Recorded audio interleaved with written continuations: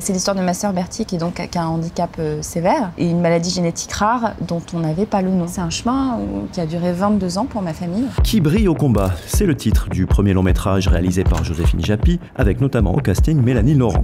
Un film très largement autobiographique. Je n'ai fait que raconter la réalité de plein de familles qui traversent le handicap. Souvent quand il y a un enfant handicapé qui arrive dans la famille, oui, ça enferme un peu le couple, en tout cas hétérosexuel, dans des rôles genrés. La maman va arrêter de travailler parce qu'il va bien falloir que quelqu'un reste à la maison, en tout cas au moins dans l'attente d'une solution viable, ce qui peut prendre des années. Souvent les papas retournent travailler et ils sont avec une pression mentale de dingue parce qu'il faut absolument pas perdre les jobs, parce que si on perd le job, en fait, du coup, c'est l'intégralité de la famille qui ne peut plus vivre. Je pense que ce film, parce qu'il n'y a pas beaucoup de films qui parlent de ça, il va changer les choses. Après 22 ans d'errance, Joséphine Japy finit par pouvoir mettre un nom sur le trouble qui touche sa sœur, un jour a priori comme les autres, et voilà qu'elle reçoit un appel de sa mère. Souvent, les appels les plus importants, on les reçoit des manières les plus anodines, c'est-à-dire qu'on n'est pas du tout préparé à les recevoir.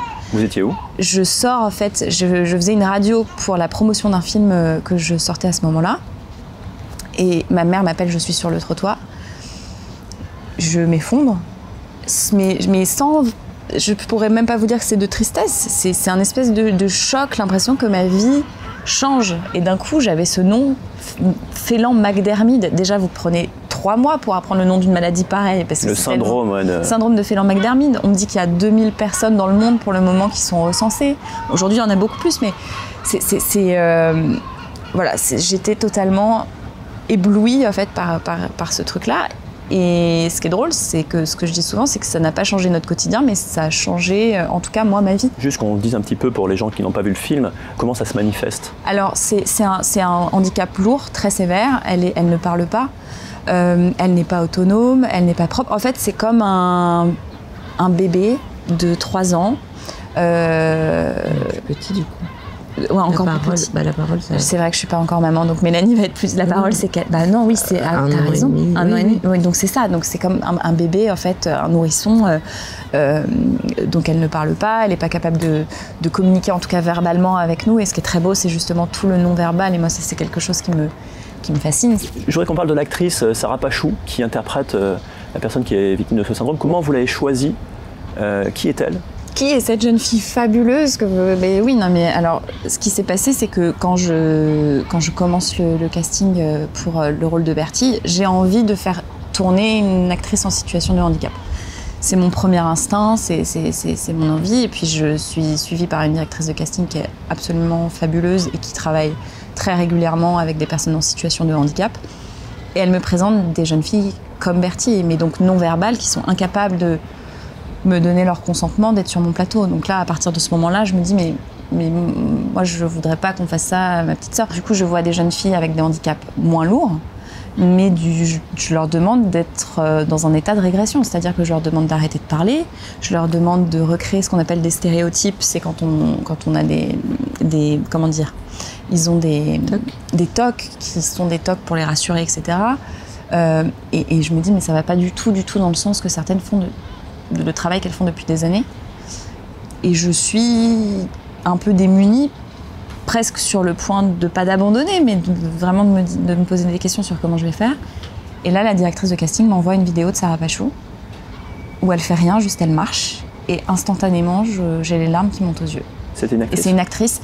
Alors, c'est une actrice, mais qui a un parcours assez particulier. Elle vient du cirque à la base. Et elle a commencé à 16 ans à faire du cinéma en cascadeuse.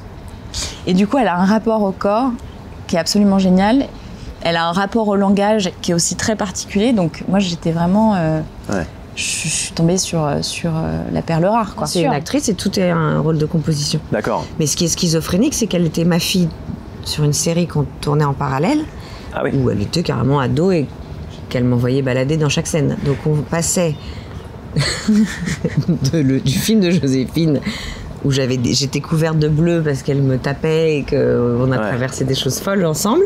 Et tout d'un coup, on se retrouvait à Grenoble, où c'était ma fille qui jouait une ado. Et... D'accord, c'est une très très bonne actrice, parce qu'effectivement, moi, que je la connais pas, quand on la voit en... D'accord. Elle est troublante. C'est une immense actrice, elle a que 20 ans. J'ai une question qui me semble importante, c'est la question du genre. Vous prenez beaucoup la charge mentale de cette situation dans le film. Et le père de famille fait un petit peu ce qu'il peut, passe beaucoup de temps à travailler. Il y a un discours un peu politique là-dessus. Politique, non, mais je n'ai fait que raconter la réalité de plein de familles qui traversent le handicap. C'est que souvent, quand il y a un enfant handicapé qui arrive dans la famille, oui, ça enferme un peu le couple, en tout cas hétérosexuel, dans des rôles genrés. C'est-à-dire que souvent, ce qui se passe, c'est que la maman va arrêter de travailler parce qu'il va bien falloir que quelqu'un reste à la maison, en tout cas, au moins dans l'attente d'une solution viable, ce qui peut prendre des années.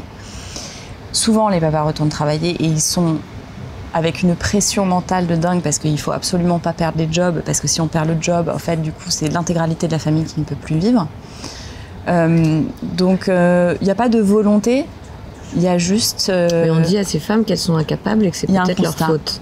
En plus. Donc ça raconte quelque chose de politique et sociétal, c'est-à-dire qu'on rajoute de la culpabilité et de la difficulté sur des mères en difficulté qui vivent un enfer et des sacrifices terribles.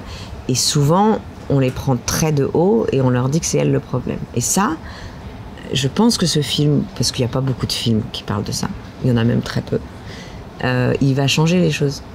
Et donc, tu voulais pas faire un film politique, très bien. Mais en fait, non mais c'est vrai, c'est encore mieux. Ça, c'était pas ça que tu voulais faire, mais il est très politique ton film. Mais c'est ça. Mais oui, parce qu'en fait, il y a des familles qui vont découvrir ce que c'est que l'Institut Imagine. Il y a des familles qui vont vouloir diagnostiquer leurs enfants. Il y a des familles qui vont retrouver de l'espoir. Il y a des familles qui vont dire c'est pas de ma faute. Il y a des couples qui vont dire on fera différemment. Alors, c'était pas ton but, mais le cinéma, il doit être utile et quand il est utile, il est merveilleux. Un mot sur votre famille, elle l'a vu à Cannes, j'imagine, le film-là. Oui. Mon père n'a pas pu être présent, ma mère était là dans la salle hier, ma petite sœur aussi. Et ma mère l'a traversée comme Madeleine, avec une force et une puissance et une dignité où elle me regarde et me dit bah oui, bah c'est ma vie, bah pourquoi je pleurerais, c'est ma vie, je suis habituée, je connais. et je me dis bon bah très bien, c'est peut-être aussi elle qui a inspiré certainement cette pudeur et si le film n'est pas pathos, c'est certainement parce que c'est l'énergie qu'elle m'a transmise et donnée. Merci.